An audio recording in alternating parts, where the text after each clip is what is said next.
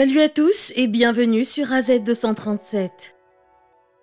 Les débordements verbaux spontanés des enfants sont souvent source d'embarras dans la famille. Après tout, les enfants ne possèdent pas encore de pensée logique et disent très souvent des choses qui ne devraient pas être dites à haute voix. Les adultes apprennent l'art du sous-entendu sans dire à haute voix ce qui peut être désagréable à entendre. Ils ne comprennent tout simplement pas le terme de mensonge blanc et pourquoi les adultes se racontent parfois des bobards.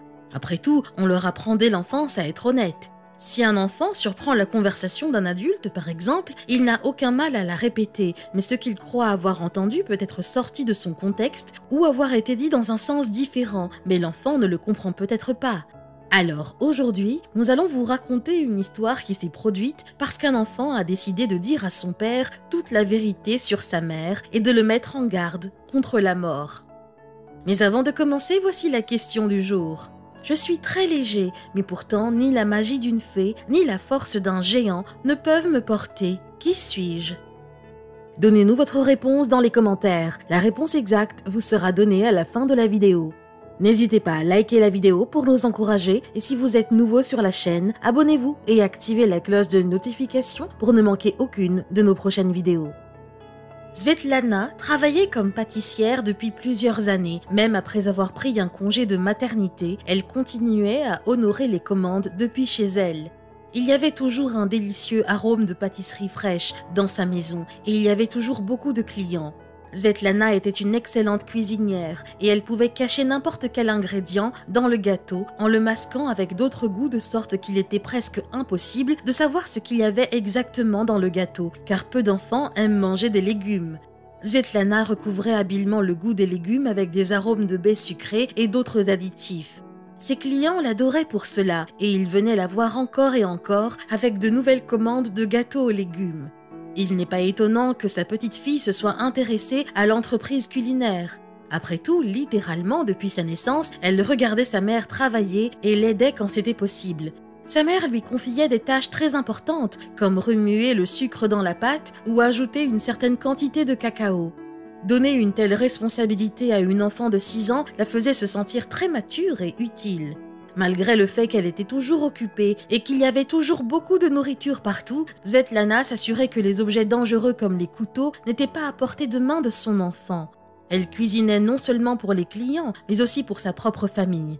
Son mari Sergueï fêtait son anniversaire et elle a décidé de lui faire un cadeau d'anniversaire.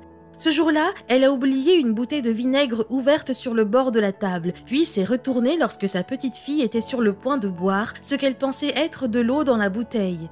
Quand Svetlana l'a vue, elle a rapidement arraché le vinaigre des mains de l'enfant en criant « Non, c'est du poison !» Puis elle a versé le liquide dans la pâte. Sa fille a regardé cela avec horreur, puis a quitté tranquillement la cuisine.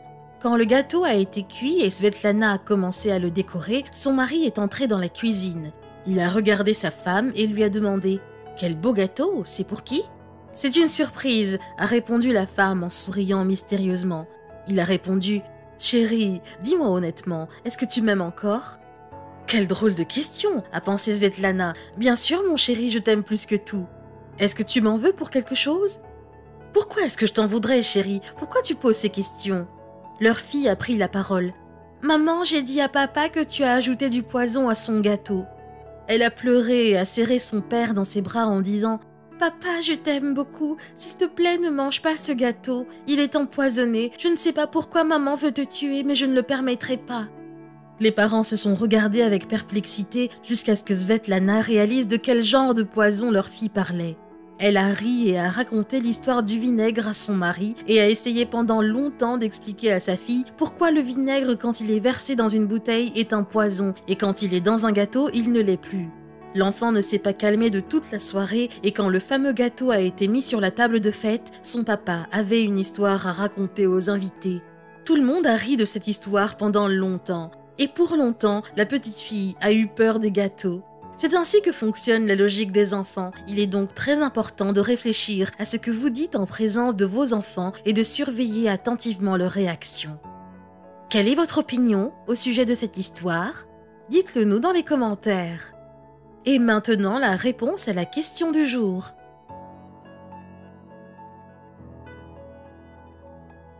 Bravo à tous ceux qui ont trouvé la bonne réponse.